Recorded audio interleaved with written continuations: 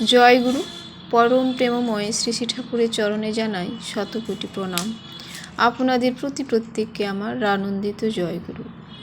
আলোচনা প্রসঙ্গ। প্রশ্ন: অনেকের ভাগ্য ভালো থাকে, তারা বিশেষ কিছু না করেও অনেক সুযোগ সুবিধা পেয়ে যায়। শ্রী শ্রী ঠাকুর বললেন, ভাগ্য মানে ভজন ফল বা কর্মফল। ভাগ্য এসেছে ভজ ধাতু থেকে। ভজ ধাতু মানে ভক্তি, অনুরাগ, সেবা, আশ্রয়, প্রাপ্তি, বিভাগ, দান ইত্যাদি। অনেকের পূর্বজন্মে অনেকখানি করা থাকে, যার ফলে এ জন্মও পায়। তাই মনে হয় কিছু না করেই পেল, কিন্তু পেতে গেলেই করতে হয়।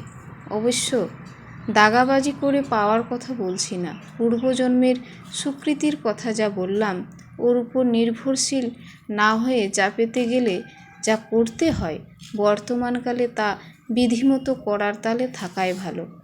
ওই করাই পাইয়ে দেয়। অদৃষ্টবাদী ও আলস্যপরায়ণ হলে মানুষ পদে পদেই ঠকে যায়।